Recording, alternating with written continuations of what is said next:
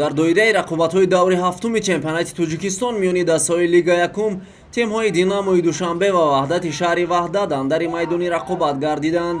дидори дастаҳо дар варзишгоҳи Спартаки пойтахт доир гардида бо ҳисоби 3-0 ба суди шогирдони Аҳлиддин Турдиев ба анҷом расид.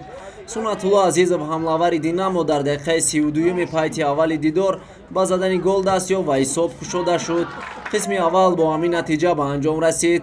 Беҷан Ишонбойзода дар дақиқаи 81-ум голи дуюми тимашро вориди дарвозаи Ваҳдат намуд. бо гузораи 2 дақиқа Асадбек Ҷурабекзода ҳисобро 3-0 намуд. бо ҳамин натиҷаи 3-0 рақобати дастаҳои Динамои Душанбе ва Ваҳдати шаҳри Ваҳдат дар даври ҳафтуми Лигаи Якум ба анҷом расид.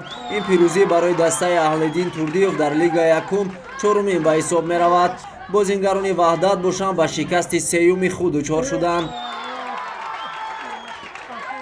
аз бозингарои худ розӣ ҳастам. бачаҳо чизе ки мо гуфтем, бачаҳо ҳаракат карданд, нишон доданд дар майдон.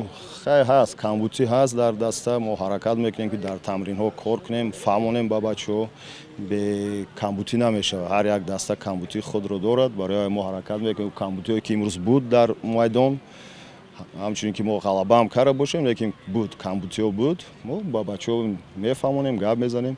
дастаи Ваҳдат дастаи хуб аст, бозии хуб нишон дод ва барое ки агар дар даста бо як 3-4 бозингари бо таҷриба агар мешуд, агар дастаи хубтар мешуд. инчунин дар поёни дидор ҳолати ғайриинтизор рух дод.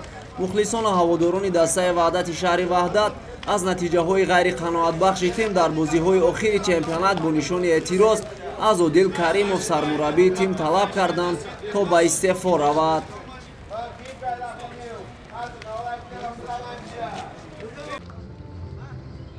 ҳамчунин дар доираи ҳамин давр дастаи саройкамари ноҳияи 5 бо тими Равшани Зафаробод дидор анҷом дод. ин рақобат дар варзишгоҳи марказии ноҳияи Ҷалолиддини Балхӣ сурат гирифта бо ҳисоби 2-3 ба фоидаи дастаи Равшан ба охир расид. ҳисоб дар дақиқаи 5-ум аз ҷониби ҳамлавари дастаи саройкамар рақами 11 Раҳматов Маҳмадшариф кушода шуд. дери нагузашта бозингарони дастаи Равшани Зафаробод бо голи задаи тими Саройкамар посох гардониданд. муаллифи ин гол ҳуҷумкунанда Зиёвиддин Фузайлов дониста мешавад. дар дақиқаи 39-ум Аҳмадзода Рауф бозингари дастаи Саройкамар барои 2 маротиба қоидаи бозиро вайрон карданаш аз ҷониби довар бо корди сурх муҷозот шуда майдон ба дар шуд. дар дақиқаи 41-ум боз ҳам Зиёвиддин Фузайлов аз тими Равшан маротибаи дуюм хатти дарвозаи ҳарифро рахна сохта дар номаш дублро сабт намуд. пеш аз танаффус баромадан ҳамлавари дастаи Равшани Зафаробод Исматов Умедҷон ва бозингари дастаи Саройкамар Расулов Мунис ҳарду барои ҷангу ҷидол ва қасдан қоидаи бозиро вайрон карданашон аз ҷониби довар бо корди сурх муҷозот шуданд. дар дақиқаи 66-уми пайти дуюм Бахтиёр Зарипов аз тими Равшан бори сеюм тури дарвозаи дастаи Саройкамарро рахна сохта натиҷаро 1-3 намуд.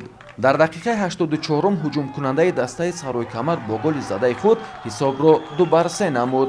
ҳамин тариқ майдондории дастаҳои Саройкамари ноҳияи 5 ва Равшани Зафаробод 2-3 ба анҷом расид. инчунин дар ҳамин давр Пахтакор бо ҳисоби 3-1 Исфараро шикаст дод.